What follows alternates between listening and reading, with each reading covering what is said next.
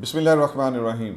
अल्लाह रब्बुल इज़्ज़त का एहसान, शुक्र और फ़ज़ल कि अल्लाह रब्बुल इज़्ज़त ने इस गए गुज़रे दौर में अपने नबी जी की सीरत मुबारका, पूरी की पूरी सीरत मुबारका को सुनने के लिए हमें हर इतवार को यहाँ मिल बैठने की तौफ़ीक दी है।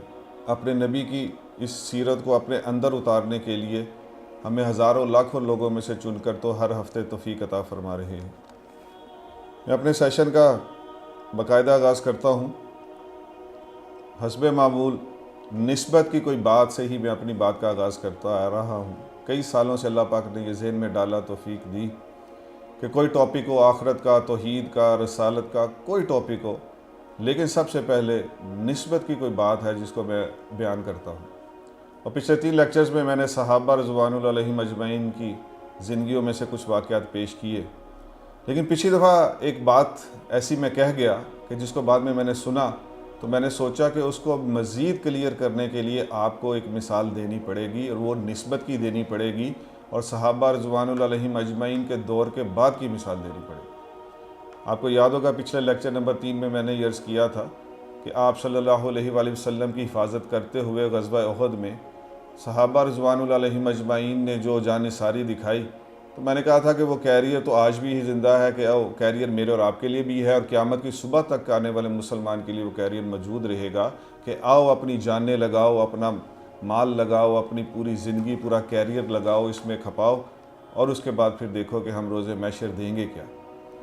तो बेंचमार्क हमारे लिए सहाबा रज़वानुल्लाह अलैहिम अजमईन है, और उसके बाद आज तक की उम्मत की एक पूरी एक हिस्ट्री है। तो पिछली दफ़ा मैंने लेक्चर 3 में ये कहा था कि ये कैरियर तब आप सल्लल्लाहु अलैहि वसल्लम की ज़ात की हिफाजत करके तो सहाबा ने कमाया, और आज हम उस दीन की हिफाजत कर कर और आपकी सीरत की और आपकी नामूस की, आपकी ख़त्म नबूवत की और इस दीन हदीस की, तफसीर की, कुरान की, ये तमाम की तमाम कैरियर्स, ये तमाम के तमाम कैरियर्स मौजूद हैं, और इन तमाम कैरियर्स में से कोई एक चुनकर हम अपनी ज़िंदगी के साथ उसको कपल करके तो अपनी आखिरत को बना सकते हैं। तो वो जो मैंने कहा कि ये कैरियर बाद वालों के लिए भी बहुत बड़ा कैरियर है, तो उसके लिए मैं एक मिसाल आपसे पेश करता हूँ। ये इमाम यहया बिन मोइन रहमुल्लाह और इस्माउर रजाल के ये इमाम माने जाते हैं। मैं इसके बारे में पढ़ रहा था तो मैंने पढ़ा कि उसमें लिखा था कि 4 टॉप के इमामीन जो इस्माउर रजाल में है माने जाते हैं, उनमें से एक इमाम यहया बिन मोइन भी थे। इमाम अहमद बिन हम्बल रहमुल्लाह ने कहा कि जिस हदीस को इमाम मोइन नहीं मानते, मैं उसको हदीस नहीं मानता। इतने बड़े उनके फ़ज़ाइल हैं कि मैं आपको गिनवा नहीं सकता। उनके वालिद अब्बासी खलीफा मंसूर के दरबार में थे, बहुत माल और दौलत पाया, और वह जब वफ़ात पाई तो फिर इनको मिला। इन्होंने उसको हदीस की तालीम हासिल करने में अपना पूरा माल खपा दिया। जो बाप से मिला 1 लाख दिरहम तक लिखा गया है, और 1 लाख दिरहम से मुराद वो सोने के टेंजिबल गोल्ड वाला कॉइन था, ना कि मेरे और आपके आज के दौर के ये कागज़ी नोट। ईद मुबारक का नोट और ये हमारी करेंसी, ये दोनों बराबर हैसियत रखते हैं, क्योंकि इसकी बैक पे कोई गोल्ड नहीं। तो इसी तरह उन्होंने वो जो 1 लाख दिरहम कमाया, उसको हदीस की तालीम हासिल करने में ऐसे खपाया कि किताबों में लिखा है कि वो सारा पैसा यूज़ कर लिया, और उसके बाद एक ऐसा वक्त आया कि पाँव में पहनने के लिए जूता नहीं था, और हदीस पाक की हिफाजत की। उसके बाद आगे चलते चलते आप सल्लल्लाहु अलैहि वसल्लम की हदीस पे जो मौजू रवायात हैं, जो झूठ घड़ के गए लोग, उसको हटाने का इनका कैरियर बना, और वजह शोहरत भी यही बनी। इनका मामूल था कि ये काफ़ी हज किए, तो मामूल ये था कि हज करने के बाद मदीना शरीफ में आके कुछ वक्त ठहरते थे, चंद माह ठहरते होंगे, चंद हफ्ते ठहरते होंगे, लेकिन मोहब्बत नबवी सल्लल्लाहु अलैहि वसल्लम की वजह से हमेशा मामूल रहा कि हज के बाद मदीना में आकर ठहरते थे। और जब ये जिस हज के बाद ये मदीना शरीफ में आके ठहरने के लिए आए हैं और इनको बहुत तेज़ बुखार हुआ और उसी में वफ़ात पा गए, उसका भी बड़ा एक अजीब वाक़या है कि वहाँ हज किया और हस्बे मामूल यहाँ के ठहरे। जब यहाँ के ठहरे हैं तो बहुत तेज़ बुखार हुआ, और उसके साथ ही ये इस दुनिया से वफ़ात पा के चले गए।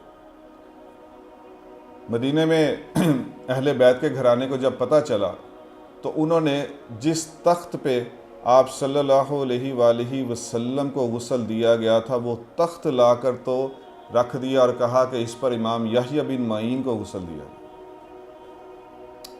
अल्लाह अकबर। 200 साल के बाद जिसने हदीस के ऊपर से झूठ हटाया, اللہ رب العزت نے مجھے، آپ کو اور ہر ایک مسلمان آنے والے کو دکھا دیا کہ میں محمد عربی صلی اللہ علیہ وسلم کے لیے اپنی جان کھپانے والے کو یہ کیریئر اور اپنانے والے کو یہ انعام دیتا ہوں۔ دنیا میں یہ دکھا دیا، آخرت کا تو ہم تول ہی نہیں سکتے۔ تو بہرحال ان کو جب غسل دیا گیا اور اسی تخت کے اوپر ان کو جنت البقیع میں لے جا کے دفنانے لے کے گئے، تو ان کے جنازے میں پورا ہجوم آیا ہوا، اور اس جنازے میں یہ چہم گوئی ہو رہی ہے کہ کتنی بڑی شان ہے، کتنا بڑا انعام مل گیا کہ اسی تخت پر غسل دیا گیا جس پر محمد عربی صلی اللہ علیہ وسلم کو دیا گیا تھا۔ تو لوگوں نے مجمع میں ہی کہنا شروع کر دیا، کیوں نہ ایسا ہوتا کہ امام یحییٰ بن معین ساری زندگی حدیث سے جھوٹ ہٹاتا رہا۔ اور عاجزی کا کیا لیول تھا؟ غلام گھرانے سے تھے۔ میرا جو آج کا ٹاپک ہے اس کے ساتھ یہ 100% یہ کپل ہو رہا ہے کہ ہمارا دین ایسا دین ہے، یہ میرٹ کے اوپر جب تک یہ قائم رہا یہ دین ہمیشہ اوپر رہے گا۔ آج 203 ممالک میں ہم نیچے ہیں، ہم نے میرٹ کا لحاظ نہیں رکھا۔ سوری ٹو سے کہ یہ دیندار تحریکوں میں بھی کسی کا داماد ساتھ ہے، کسی کا کیا کہتے ہیں بردر اللہ ساتھ ہے، کسی کے صاحبزادے ساتھ ہے، وہی صاحبزادے کے بعد صاحبزادہ میرٹ دیکھا ہی نہیں جا رہا۔ تو امت کے ڈوبنے کی ایک بڑی وجہ یہ میرٹ کا چھوٹنا بھی ہے۔ اور یہاں دیکھ لیں، یہاں سے کیا بات ثابت ہوتی ہے کہ غلام گھرانے سے تھے۔ تو غلام کو تو ہم غلام کو بھی کھول ہی نہیں سکتے کہ غلام کی تو کوئی اوقات ہی نہیں تھی اس معاشرے میں، تو وہ کہاں تک پہنچ گئے غلام گھرانے میں ہو کر۔ ایک دفعہ کسی نے کہا یحییٰ بن معین رحمہ اللہ سے کہ آپ عرب ہیں؟ فرمایا نہیں، میں عربوں کا غلام ہوں۔ تو یہ عاجزی ان کی ساری اور یہ مقام ملا، تو یہ اللہ کا واسطہ دیتا ہوں اگر آپ کے 3 بیٹے ہیں، 4 بیٹے ہیں، کسی ایک کو تو کسی ایک کیریئر میں کھپائیں کہ اس کو ایسے آج کے بعد اللہ سے وعدہ کرے کہ کم از کم دینے تو سارے ہی چاہیے، تو کسی ایک کے تو ایسے دیں کہ اس کے بعد اس کو کہے کہ یہ بیٹا صرف قرآن کی حفاظت کرے گا۔ آج 2024 ہے، یہ 4 سال کا ہے، اس کو بڑا کروں گی، اور اس کے بعد یہ صرف ختم نبوت کی حفاظت کرے گا، یہ صرف ناموس سے رسالت کی کرے گا، جس پہ تو سب سے کم لوگ تیار شدہ ہیں کہ جو کسی کو سمجھا سکے۔ تو یہ اتنے بڑے بڑے کیریئر میرے اور آپ کی طرف متوجہ ہیں، اور اگر میں اور آپ اس موقع کو ضائع کر کے چلے گئے تو پھر ہم سے بڑا بدقسمت بھی اس دھرتی پہ نہ آیا ہوگا۔ تو میں نے جہاں سے اپنی بات کو چھوڑا تھا وہیں سے اپنا آغاز کرتا ہوں۔ بات پچھلی دفعہ چل رہی تھی کہ اسوہ رسول اکرم صلی اللہ علیہ وآلہ وسلم، اگر ہماری جب تک جتنی زندگی ہے اس میں ایک ایک سیکنڈ کو آج عہد کر لیں کہ ایک ایک سیکنڈ کو میں پہلے یہ دیکھوں گی کہ حضور پاک صلی اللہ علیہ وسلم کا اسوہ مجھے اس وقت کیا تعلیم دے رہا ہے، اور اس کے مطابق ہی کروں گی، چاہے زمانہ خلاف ہو جائے، چاہے والدین، چاہے گھر والے، چاہے معاشرہ، کوئی خلاف ہو جائے، میں اس کی کبھی پرواہ نہیں کروں گی۔ یہ اصل میں اسوہ رسول اکرم ہم سے چاہتا ہے۔ اور پچھلی دفعہ ہم نے یہاں چھوڑا تھا کہ ایک دن میں 86,400 سیکنڈز ہوتے ہیں، اور ایک مہینے میں 26,28,000 سیکنڈ ہے، ایک سال میں 3,15,36,000 سیکنڈ ہے، اور اگر کسی کو 70 سال زندگی ملے اس دنیا میں تو اس کو 2,20,75,20,000 سیکنڈ ملیں گے۔ تو ان سیکنڈوں کو، یہ ایک سمندر ہے۔ اب میں اگلے نیکسٹ ٹاپک پہ آنے لگا ہوں کہ یہ ایک سمندر ہے کہ 2 ارب سیکنڈز مجھے ملیں گے۔ میں اس سمندر میں اگر پوری کی پوری سیرت پہ عمل کر کے چلا جاؤں، میں پورے کے پورے دین پہ عمل کر کے چلا جاؤں، اس کو تو تول ہی نہیں سکتے۔ میں اس سمندر میں سے سمجھانے کے لیے ایک مثال لے کے آیا ہوں کہ میں اس سمندر میں سے ایک ڈراپ لے رہا ہوں۔ یہ بات کو سمجھنا ہے، میں سمندر کو سائڈ کر رہا ہوں، سیٹ اسائڈ، میں اس میں سے ایک ڈراپ لے رہا ہوں، اس ڈراپ کا ویٹیج کرنے لگا ہوں، اور آپ نے اس ویٹیج کے بعد یہ دیکھ لینا ہے کہ اگر میں اس ڈراپ کو اپنا لوں، میں اس ایک ڈراپ کے اوپر عمل کر جاؤں تو مجھے کیا مل رہا ہے، وہ کاؤنٹیبل نہیں، وہ عقل میں نہیں سما رہا، تو سمندر کیسے سمائے گا؟ پھر اس کے بعد آپ خود اپنے اوپر عمل کریں گی تو یہ ایک سمندر ہے۔ اگر آپ تبلیغ والا راستہ اپنائیں گی تو پھر 2 لوگ اگر آپ کے کہنے پہ سیرت پہ آ گئے تو آپ 2 سمندر آپ کے مزید آپ کو مل گئے، اتنا بڑا خزانہ۔ اور اگر 1,000 لوگوں کو تیار کر دیا، 1,00,000 کو کر دیا، تو اس کے آگے تو دماغ پھٹ جائے گا، اس کے آگے نہ میں جا سکتا ہوں نہ آپ جا سکتے ہیں۔ ہم اس سمندر میں سے ایک ڈراپ لیتے ہیں، اور وہ کیا ہے؟ حدیث شریف کا مفہوم ہے کہ فجر کی جو سنتے ہیں، دنیا اور جو کچھ دنیا میں ہے اس سے مجھے بڑھ کر فجر کی 2 سنتیں اب یہ 2 سنتیں کتنی دیر میں پڑھ لیں گے آپ؟ زیادہ سے زیادہ، اگر زیادہ سے زیادہ 3 4 5 منٹ میں، جو ہم عوام پڑھ لیتے ہیں، بڑے علماء اور اکابرین کی بات تو نہیں ہو رہی، ان کو تو اس میں لطف ہی بہت آتا ہے، وہ تو کئی سپارے پڑھ جاتے ہیں۔ میں اور آپ جیسے جو ایک عامی لوگ ہیں، ہم 2 سنت فجر کی 4 منٹ میں پڑھ گئے۔ 4 منٹ جو ہیں وہ کتنے سیکنڈ بنے، وہ آپ کاؤنٹ کر لیجئے۔ تو اس 2 سنتیں پڑھنے پر اب حدیث شریف کو ایک دن اللہ نے دل میں ڈالا کہ یونیورسٹی میں بات کرنی ہوتی ہے، تو ان کو وہ روایتی طریقے سے تو بات سمجھ نہیں آتی، تو اللہ جی کیسے ان کو سمجھاؤں، سوچتے سوچتے پھر یہ ذہن میں آیا کہ میں نے گوگل کیا۔ تو گوگل پہ میں نے دیکھا کہ چونکہ میں خود MBA مارکیٹنگ رہا اور میں نے وہ فائنانس پڑھا، میں نے مارکیٹنگ پڑھی، تو مجھے اتنا پتا تھا کہ یہ گورے ریسرچز کرتے رہتے ہیں۔ تو میں نے گوگل کیا، میں نے کہا کہ پوری دنیا کے 203 ممالک کے GDP اگر آ جائے تو پتہ چل جائے گا۔ انہوں نے کیلکولیٹ کیا ہوگا، چلو دیکھتے ہیں۔ اور واقعی میں نے گوگل کیا تو وہ ودن اے سیکنڈ آ گیا کہ پوری دنیا کی دولت کو انہوں نے اس کو جمع کیا ہے کہ پوری دنیا کی دولت کتنی ہو سکتی ہے۔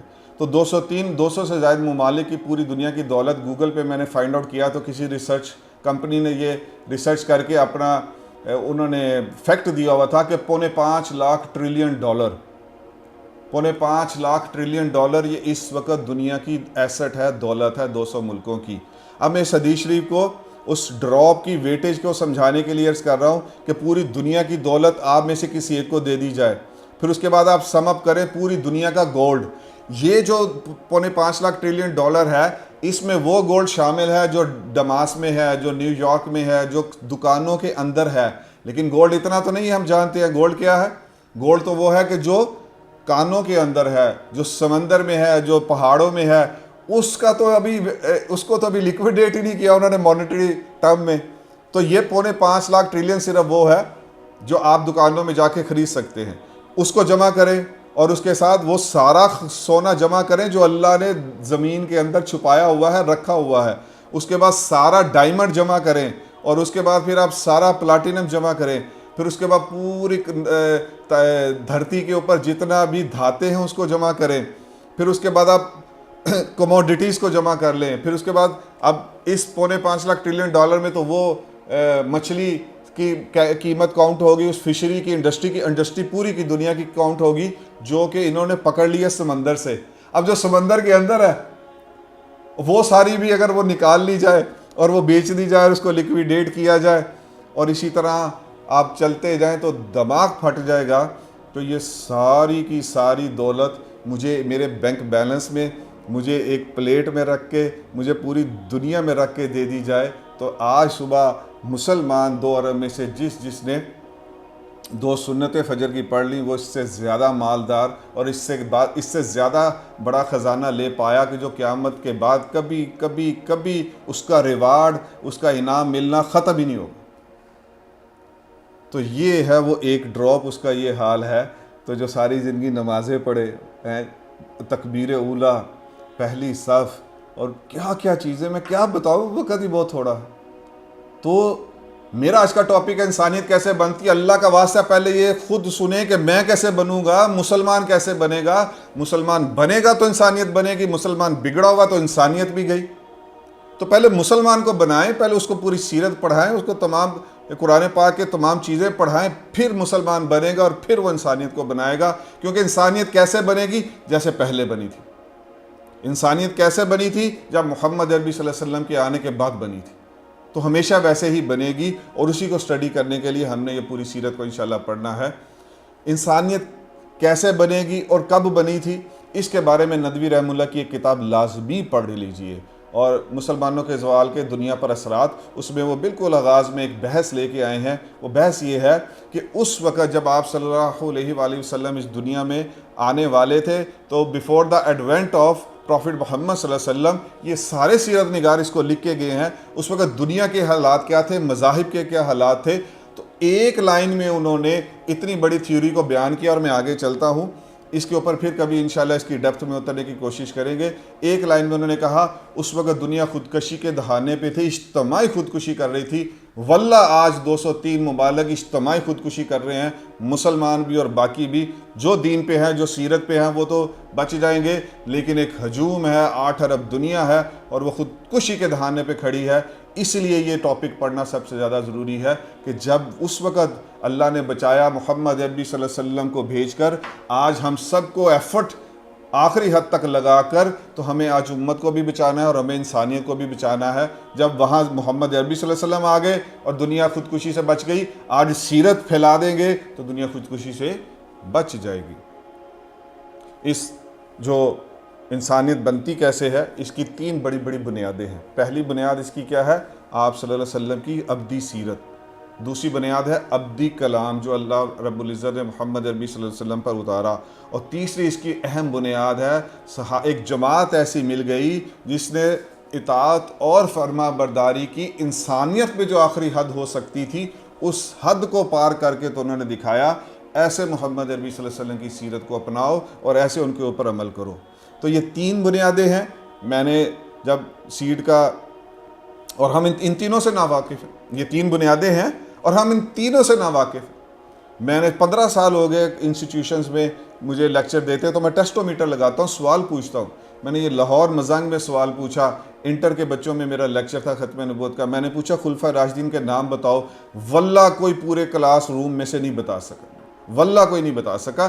اس جو حالات یہاں تک جو پہنچے ہیں، ان کو کتنا ضروری ہے انسان بنانا پہلے، اور یہ کیسے بنیں گے؟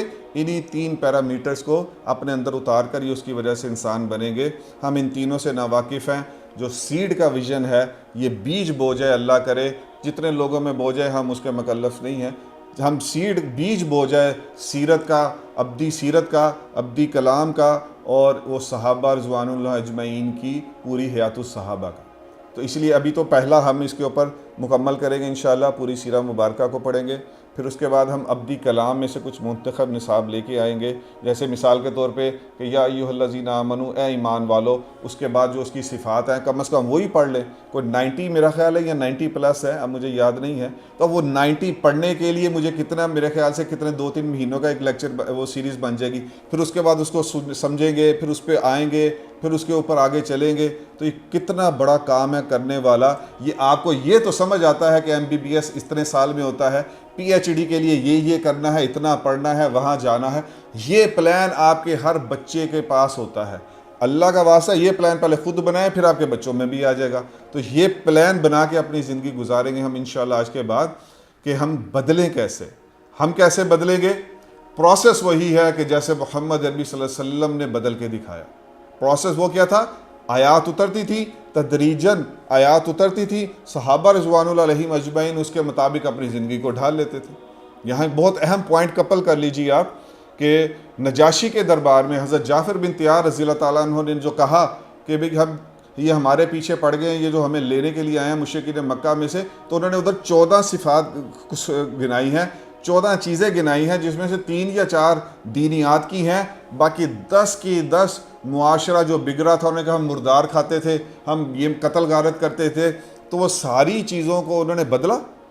تو پروسیس وہی رہے گا، میرا آپ کا بھی رہے گا۔ مجھے بہت سوال ہوتا ہے جی کیسے بدلوں، تو ان کی زندگیاں پڑھ لو۔ اور کیسے تھا کہ انہوں نے آیت اتری، اس کو انہوں نے کیا کیا، تو میں اس کو بڑے سمپل سے بات کے مثال کو جھٹکے سٹائل سے عرض کر دیتا ہوں کہ آپ سیرت جیسے آپ پڑھ رہی ہیں، تو جیسے جیسے گزرتے جائیں، you should get hold of your self, you should get hold of your self, یہاں سے اپنے آپ کو پکڑیں اور وہ دیکھیں کہ ہم سیرت کے مکی دور کے 30 سال میں کون کون سی خصوصیت ہے، میرے اندر کیا مسئلہ ہے، ختم، جیسے صحابہ نے کیا۔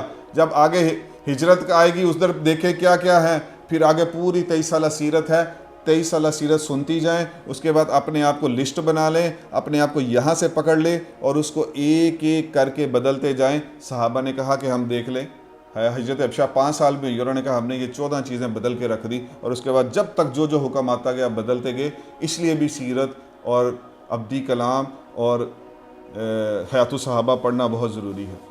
یہاں بہت اہم ایک سوال ہوتا رہتا ہے یونیورسٹیز میں، تو اس کا جواب میں عرض کر دیتا ہوں۔ یہ ایک ڈاؤٹ کچھ آتا ہے ذہن میں کہ بھئی اچھا کتنا بدلے، صحیح بدل رہے ہیں نہیں بدل رہے، تو اس کے لیے میرے بہت فیوریٹ اسپیکر ہیں، میں ان کو بہت سنتا ہوں، روز سننے والا حال ہے، مولانا مولانا سعد صاحب انڈیا کے جو ہیں، تبلیغی جماعت والے. تو ان کا ایک بیان ہے, نیٹ پہ ڈھونڈیے مل جائے گا. انہوں نے کہا کہ ہم بدل کیوں نہیں پاتے کہ ہم اعمال کا کمال اور اعمال کا احتساب ان دونوں کو ذہن میں رکھ کے اپنی زندگی نہیں گزار. میں کہتا ہوں بات ہی ختم کر دی, ساری زندگی کے لیے ایسا ٹیسٹومیٹر دے دیا کہ اللہ ان کو جو ہے وہ ساری زندگی ان پہ برکت و رحمت نازل فرمائے کہ انہوں نے کیا کیا, انہوں نے ایسا ٹیسٹومیٹر دیا. میں خود اس بیان سے بڑا فائدہ ہوا کہ اعمال کا کمال آپ دیکھ لیں قرآن پاک میں ہر عمل کے بعد, جیسے ابھی روزہ ہی لے لیں, ابھی آج 27واں روزہ ختم ہو رہا ہے, اگلے 11 مہینے میں اللہ جی سے تقوی, اللہ جی سے ہر حکم میں دیکھوں کہ میں اللہ جی کی نافرمانی تو نہیں کر رہا, اگر یہ میرے اندر آ گیا تو یہ رمضان کامیاب ہے, قبول ہے. تو روزے سے تقوی آئے, نماز بے حیائی بری کاموں سے روک دے, تو یہ کتنا میں اس میں آگے جا پایا ہوں. یہ کمال روز دیکھنا ہے, روز دیکھنا ہے, روز اس کا جو ہے وہ لیجر بنانا ہوگا, روز بیلنس شیٹ بنانی ہوگی, اور اعمال کا احتساب ہونا چاہیے کہ اگر میں نہیں آ رہا تو پھر کیا وجہ, پھر آپ دیکھیں میری کمائی حرام تو نہیں ہے, میرے والد کی کمائی حرام تو نہیں ہے. ایسی چیزوں کو آپ دیکھتے جائیں تو اعمال کا احتساب اور اعمال کا کمال جب یہ دونوں پہ آئیں گے تو پھر تیسری چیز ہے اعمال کا ابلاغ, کہ جب آپ سیرت پھیلائیں گے, لوگوں کو کہیں گے نماز پڑھو, تو سب سے بڑا فائدہ یہ ہوگا آپ خود سب سے کانکریٹ پختہ اس کے اوپر جو ہے عمل کرنے والے بن جائیں. تو اللہ کا واسطہ دیتا ہوں, بار بار دیتا رہوں گا, ہر لیکچر میں دیتا رہوں گا, اپنی نسل کو بنائیے, نسل کو بنائیے, نسل کو بنائیے. ہمارا جو سب سے بڑا مسئلہ ہے اس کو, میرے ایک دوست ہے بہت اچھے فیصل صاحب, وہ مجھے کہتے ہیں کہ آپ ون لائنر بہت سناتے ہیں.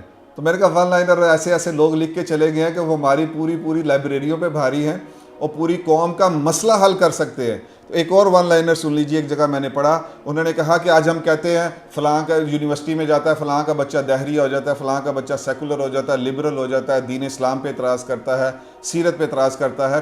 تو اس کی انہوں نے وجہ ون لائن میں بتا دی. انہوں نے کہا یہ جو دماغ ہے یہ ایک وائٹ بورڈ ہے, اس پہ جو پہلے لکھ گیا بچہ اس کا ہے. یہ دماغ آپ کا وائٹ بورڈ ہے, جو پہلے لکھ گیا بچہ اس کا ہے.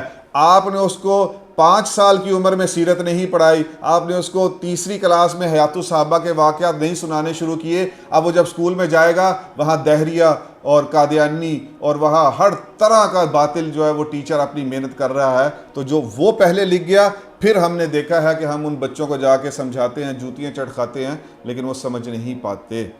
تو اسی لیے میں لاسٹ ایئر مئی میں میرا ایک سیشن تھا اس میں آش یونیورسٹی ہے حویلیہ میں, تو وہاں یہ ایک سیشن تھا. میں تو ایک سٹپنی سا جیسا اسپیکر ہوں, تو وہاں 2 بڑے حضرات آئے ہوئے تھے. مولانا زاہد الراشدی صاحب کا مہمان خصوصی تھے, سیرت پہ ان کا سیرت اور موجودہ دور کے نوجوانوں کے مسائل, یہ ٹاپک ملا ہوا تھا ہمیں. تو زاہد الراشدی صاحب کا آخری بیان تھا, اس سے پہلے قاضی مشتاق صاحب اسلام آباد میں بہت بڑے ایک بہت زبردست قسم کے اسپیکر ہیں, ان کا تھا. اور مجھے سٹپنی کے طور پہ شروع میں 20 منٹ دے دیے گئے کہ چلو تم بھی بات کر لو. وہاں زاہد الراشدی صاحب نے بڑی کمال بات کی. میں اس کو بالکل جو ہے وہ مانتا ہوں, لیکن چونکہ میں کہتا تو میرے اوپر تو بہت سے اعتراض آ سکتے تھے. تو زاہد الراشدی صاحب نے وہاں یہ بات کہی, انہوں نے کہا کہ میں علماء کو اب سمجھا رہا ہوں کہ یہ ہمارے علماء بھی اسی چکر میں پھنسے ہوئے ہیں, اس کو نہ سنو, اس کو نہ سنو, یہ سنو گے تو گمراہ ہو جاؤ گے, یہ ہو جائے گا. انہوں نے کہا کہ میں علماء کو سمجھا کے تھک گیا ہوں, اس سے آگے چلے جاؤ. اب یہ سوال پیدا کیوں ہو رہے ہیں, اس سے بھی 30 سال آگے جا کے اب مسئلہ یہ کہ ان سوال کو ٹیکل کرنا, ان سوال کو حل کرنا ہے. تو اس کا حل جو میں نے سوچا وہ اسی شخص کا یہ بات ہے کہ پہلے لکھ دو گے تو پھر تمہارا بچہ جا کے سیف گارڈ ہو جائے گا, اور اس کے بعد وہ یونیورسٹی میں جا کے اپنا ایمان بیچے گا نہیں. ہم بدلتے کیوں نہیں, اس کے اوپر جب بہت زیادہ سوچا اور دیکھا تو اس کی بڑی وجہ یہ ہے کہ جو اللہ جی نے نبی جی کو صلی اللہ علیہ وسلم کو جو پہلے اسباق دیے 2, کبھی اس کی گہرائی میں اترے ہوتے تو ہمارا یہ مسئلہ ہی حل ہو جاتا. پہلی وحی اور پہلا سبق اور پہلی قدر, میں پھر دہراتا ہوں, پہلی وحی, پہلا سبق اور پہلی قدر. یہ سیرت کی کتابوں میں جب میں نے پڑھا تو میں حیران ہو گیا, اور اسی کو آگے جو آپ کے سامنے وہ عرض کرنے کی کوشش کرتا ہوں. پہلی وحی کیا ہے کہ پڑھیے, اور پڑھیے اپنے رب کے نام کے ساتھ. تو اس کے اوپر بہت زبردست بات لکھی ہے ایک مفسر نے, اس نے کہا کہ اللہ رب العزت جیسے ہی نبوت دے رہے ہیں تو پہلا مطالبہ یہ کر رہے ہیں کہ آپ رب کی معرفت جو ہے اس کو حاصل کیجیے. تو حضور پاک صلی اللہ علیہ وسلم کو تو امام الانبیاء سے بڑھ کے کس کو معرفت ہوگی.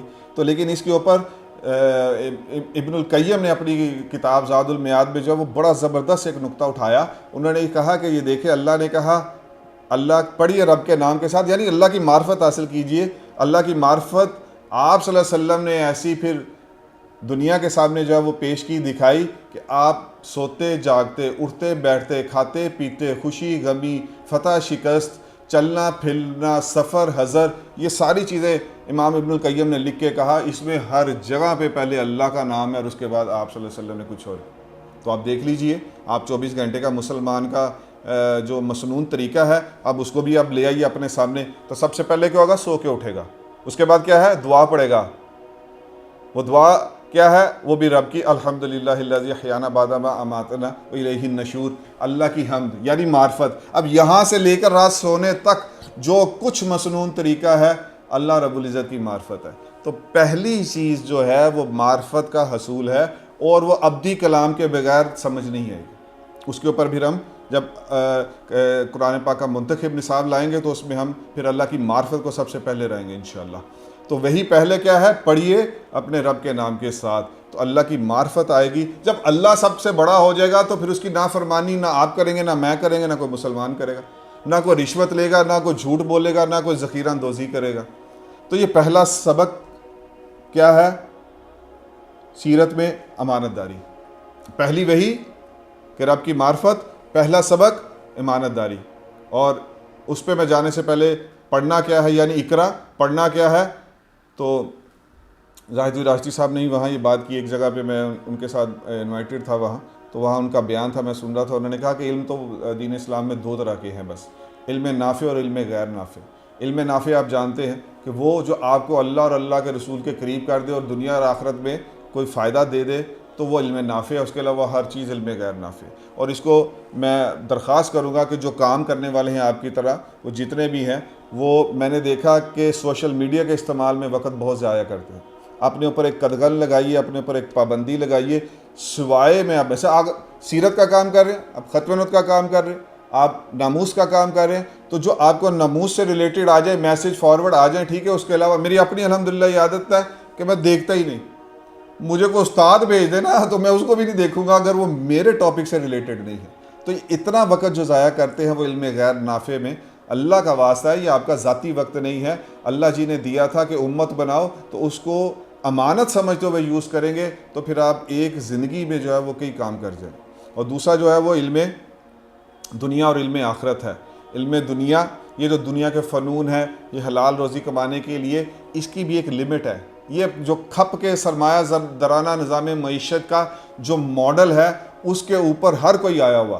اور میرے سب سے بڑے مینٹور تھے مفتی جمیل صاحب، میں ان کو بھی پورا سنا، میں نے جو رائے ونڈ کی مسجد کے امام تھے، انہوں نے یہ بات کہی، وہ میں دہراتا ہوں یہاں، یہ پوری بات کلیئر ہو جائے گی.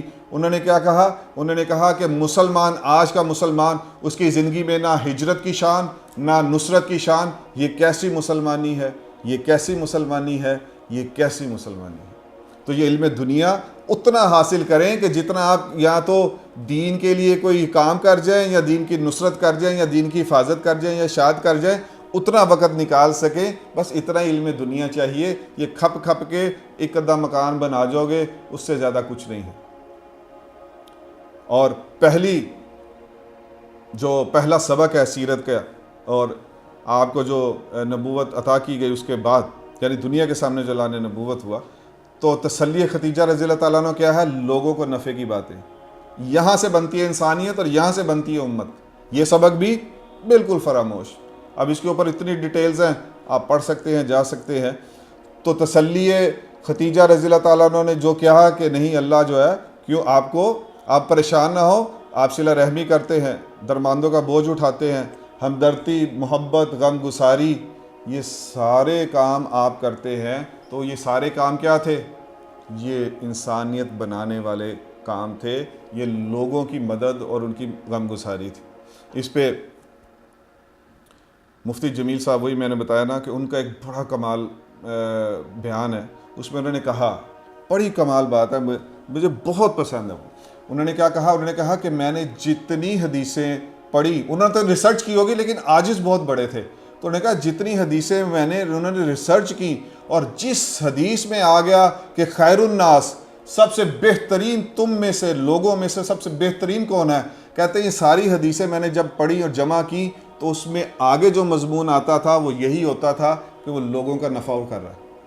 تو آپ دیکھ لیں کہ وہ کپل ہو گئی بات، اور زیادہ کھل گئی بات کہ جو تسلی ختیجہ رضی اللہ تعالیٰ عنہ ہے، اور وہ جو حدیث میں بعد میں آگے مجھے آپ سے جو ڈیمانڈ ہے وہ یہی ہے کہ خیر الناس بننا ہے تو پھر لوگوں کے ساتھ ہمدردی، ان کے ساتھ مل بیٹھنا، سارا کچھ کرنا۔ اور سیرت کی پہلی قدر میں نے کہا ایمانت داری، جو ہم میں سے نکل چکی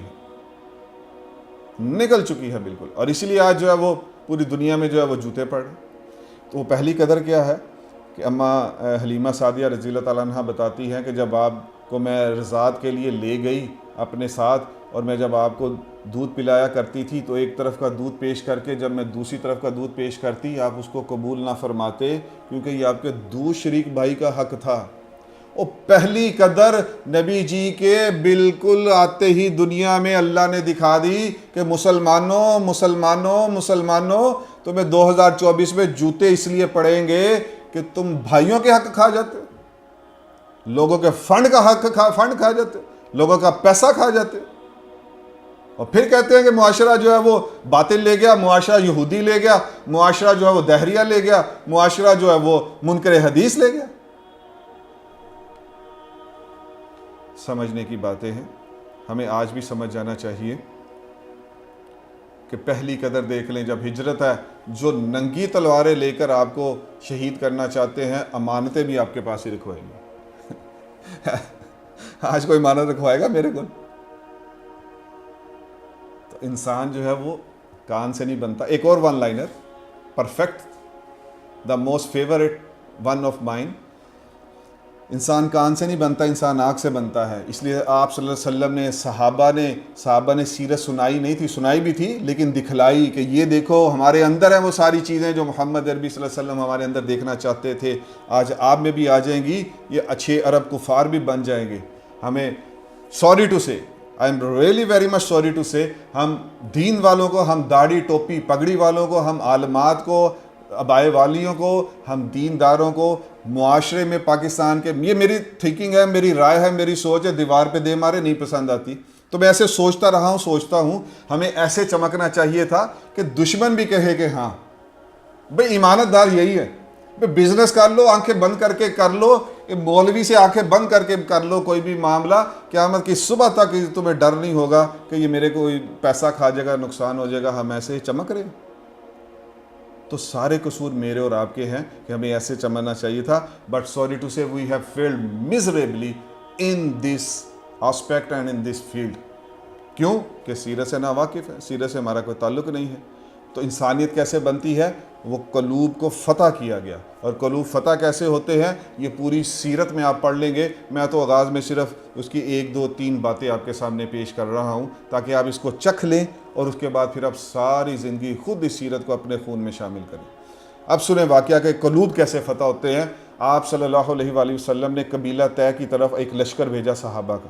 قبیلہ طے کے سردار ہیں عدی بن حاتم۔ عدی بن حاتم جب مجاہدین اسلام پہنچے وہ بھاگ گئے روما، اس وقت امریکہ۔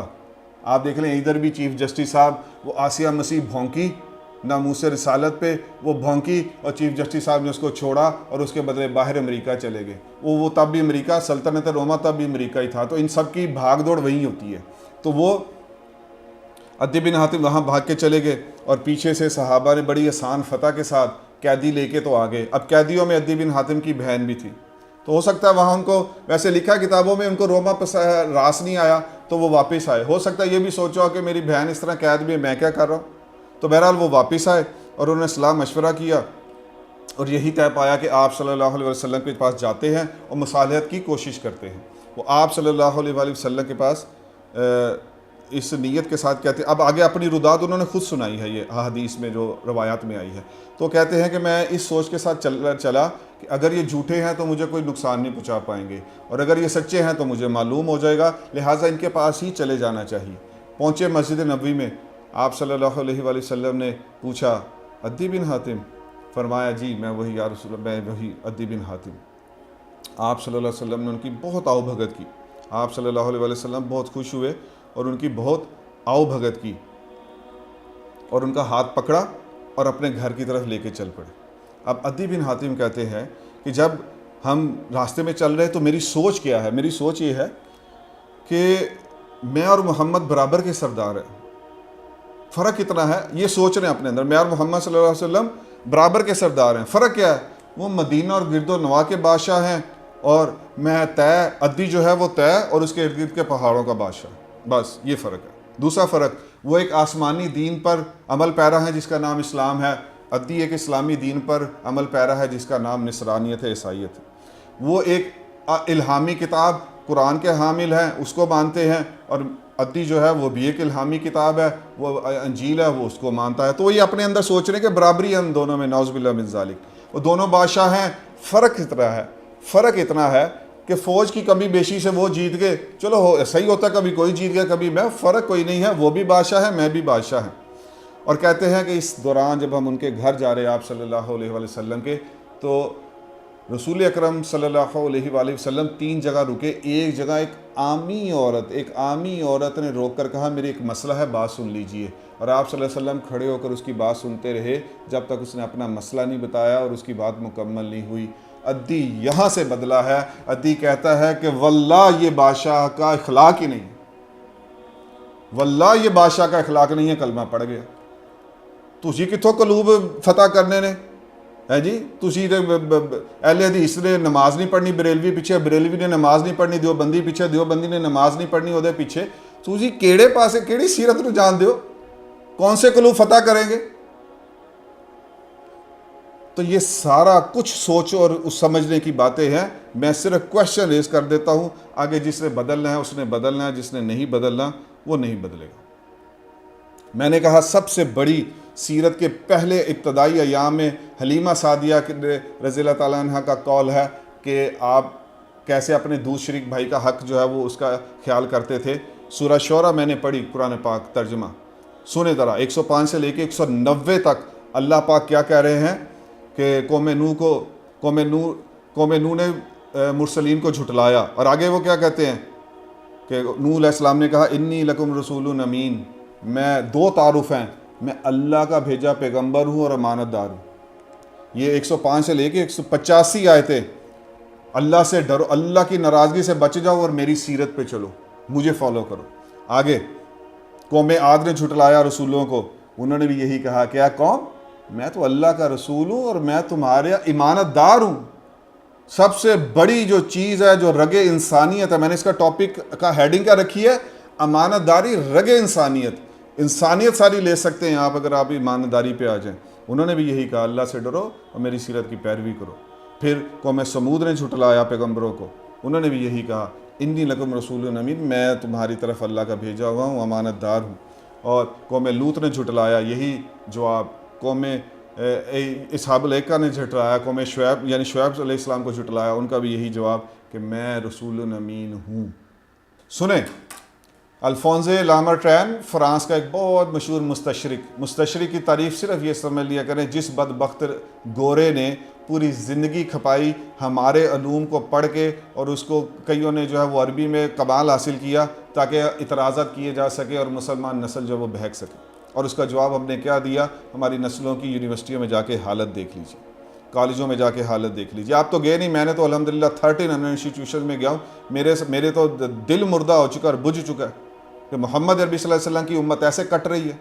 تو یہ کیا وہ کر کے گئے ہیں؟ اس نے انہیں کتاب لکھی تاریخ ترکی، اس میں وہ لکھتا ہے مقاصد جلیل ہو، وسائل قلیل ہو اور نتائج عظیم ہو، اگر ان 3 بنیادوں پر کائنات میں کسی انسان کو لا کے کھڑا کر دیا جائے تو کون ہے جو محمد عربی صلی اللہ علیہ وسلم کے مقابلے میں لا کے کھڑا کر سکتے ہیں؟ یہ سیرت جس کو کائنات کا سب سے، اور اس بدبخت نے اتنی گھنونی گستاخیاں کی ہیں لیکن یہ سارے مان کے گئے ہیں، اللہ نے ان کے ہاتھوں سے لکھوایا ہے کہ نہیں، کسی بھی پہلو سے، کسی رخ سے، وہ چاہے مائیکل ایچ ہارٹ ہو، چاہے یہ الفونسے ہو، وہ چاہے سپرنگر ہو، وہ گولڈ زہر ہو، جو بھی ان کے نام ہیں بدبختوں کے، یہ سب کے سب مستشرق تھے، اورینٹلسٹ تھے، لیکن سب نے کتابیں لکھی محمد عربی صلی اللہ علیہ وسلم کے بارے میں، اپنا بغض اور بدبختی گھولنے کے لیے، لیکن اتنے بڑے بڑے الفاظ لکھ کے تحسین پھر بھی پیش کر کے گئے کہ نہیں، ان کے مقابلے میں کسی کو لا کے کھڑا نہیں کیا جا سکتا۔ میرے تمہارے اندر کیوں نہیں یہ سیرت اتری کہ ہم سیرت کو اس رخ سے پڑھ کے اور اس رخ سے اپنے اندر اتار کر دنیا میں لے کے پھریں۔ پھر حاجی عبد الوہاب صاحب کی بات مجھے کسی نے بتائی، انہوں نے کہا ایک دفعہ مشورہ تھا شورا کا، حاجی عبد الوہاب صاحب نے کہا کہ بھئی دیکھو معاملہ صرف اتنا ہے، جو لے کے پھرو گے وہ پھیلے گا۔ پھر کہا میں ابھی رومال نکالتا ہوں، ہم سب مشورہ کر رہے ہیں، مشاورت میں کوئی 20-30 لوگ ہوں گے شورا میں رائے ونڈ کے، انہوں نے کہا میں مشورہ کر رہا ہوں، میں یہ رومال نکالتا ہوں، اس پہ بدبو لگاؤ، لے کے پھرو، سب کو کیا پہنچے گی؟ بدبو۔ اور اسی پہ عطر لگا دو اور لے کے پھرو، یا یہی رکھ دو مجمع میں، کیا پھیلے گا؟ اور میرے آپ کے اندر سیرت ہی نہیں ہے، سپس ثابت ہوا، ہینس پروفڈ کہ یہ معاشرہ ایسے ہی ٹوٹ رہا ہے، ڈوب رہا ہے، کٹ رہا ہے، مر رہا ہے، دین سے پرواہ کسی کو نہیں۔ تو اس کو سمجھنے کی ضرورت ہے کہ اتنا بڑا تاریخ انسانی کا انقلاب صرف 23 سال 23 سال اور 23 سال سے کوئی رزلٹ نہیں جے آندا، قیامت کی صبح تک کے لیے ایسا انقلاب آیا کہ جس دن سے آیا اس دن سے بڑھتا جا رہا ہے، اور حدیث کے مطابق ایک دن کوئی افریقہ کا کوئی صحرا سہارا، کوئی ایسا صحرا نہیں ہے کہ جس میں کوئی اکیلا اگر خیمہ ہوگا تو وہاں بھی محمد عربی صلی اللہ علیہ وسلم کا دین نہ پہنچے۔ تو یہ وہ سیرت کے آسپیکٹس ہیں کہ جو میں آپ کے سامنے عرض کرنا چاہتا ہوں۔ انسانیت کیوں بنتی ہے، یہ میں اس کو اس لیے لایا کہ جب بھی میری ملاقات ہوئی، 15 سال ہیں کالج یونیورسٹیز میں، بیوروکریسی میں، ٹاپ براس میں اور پروفیسرز میں، سب میں اللہ کی توفیق سے بات کی، اور وہاں تقریباً 50% نے ریٹیلیشن کی، وہ کی مولوی صاحب تسی کی مولوی کرتے رہتے ہو، لگتے رہتے ہو، اس کے سوالوں کے جوابات کی تیاری کرتا رہا یہی ان چیزوں سے۔ تو میں نے یہ دیکھا کہ جو مسلمان گھر میں پیدا ہونے کے بعد سیکولر ہو گیا، لبرل ہو گیا، ایتھیسٹ ہو گیا، ایگنوسٹک ہو گیا، یا اس طرف ییلڈنگ ہو گیا، یا اس طرف جا رہا ہے، تو میں جب اس کے سامنے بیٹھا تو یقین جانیے اس نے پہلی بات جو کی کہ وہ جو انسانیت کی سوچا کریں۔ آپ تو کہتے ہیں آپ کے علاوہ 4200 مذاہب، آپ کے علاوہ سب جہنم میں جائیں گے، یہ کیا انسانیت ہے؟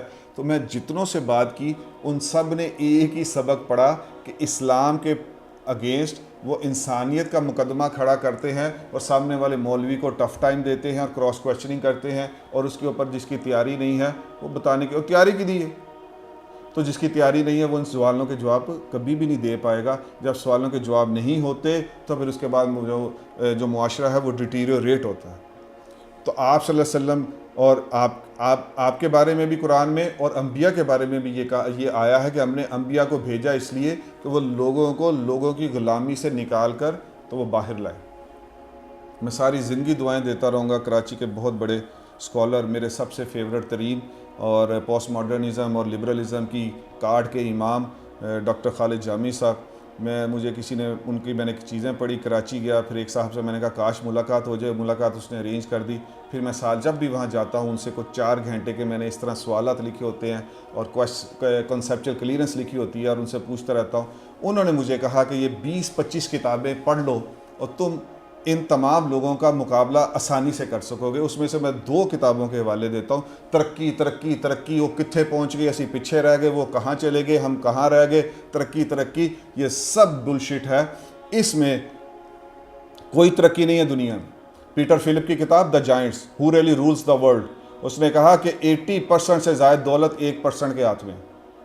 جان Perkins confession of an economic hit man, IMF کا بانی مبانی ہے، دنیا کے آگے ہاتھ جوڑ کے گیا، میں نے IMF میں پوری دنیا کو ذبح کیا کہ IMF کے ذریعے آپ کو غلام بنائے، and we will give you the debt the loan which you will never ever be able to repay. یہ اس کی کتاب ہے، میں آپ کو اس میں بتا رہا ہوں۔ اس میں اس نے ایک بات لکھی ہے، اس نے کہا کہ کوئی ترقی نہیں ہے دنیا میں، سب جھوٹ ہے، سب بکواس ہے، یہ چند لوگوں کے ہاتھ کا کھیل ہے جو غلام بنانا چاہ رہے ہیں 8 ارب کو۔ اور اس نے کہا کہ the per capita income of the world back in 1970s was less than $2، اور اس نے یہ کتاب غالباً 2012 میں لکھی ہے، اور اس نے کہا it's the same in 2012۔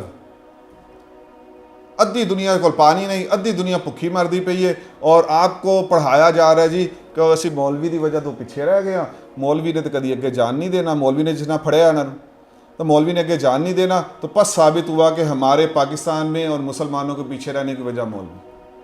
تو وہ ان کے بڑے بڑے پنڈتوں کی کتابیں پڑھ لیں، انہوں نے کتابیں لکھی ہیں. ایک گوری پی ایچ ڈی پروفیسر ہے، ریسرچر ہے، اس کی کتاب ہے وہ بھی میں نے پڑھی. اس نے لکھا کہ اس کا کولیپس آف ویسٹرن سویلائزیشن، وہ کہنے پہ اسی کولیپس کر گیا، اسی تباہ و برباد ہو گیا، اور ہمیں یہاں یہ لالی پاپ دیا جاتا ہے جی کہ آپ جو کہ دین پہ چلتے ہیں اس لیے آپ پیچھے ہیں. تو میں یہیں اپنی بات کا آغاز اختتام کرتا ہوں کہ وحدت انسانیت وہ کیسے بنتی ہے، اس کے بارے میں ڈاکٹر محمود غازی صاحب جو سیرت میں پاکستان میں 21ویں صدی کے سب سے بڑے جو ہے سمجھ لیں کہ کمال کے ریسرچر ہیں، اور انہوں نے جو چیزیں پیش کی، ان کی کتاب محاضرات سیرت میں سے میں آپ کو یہ نقطہ بیان کروں گا.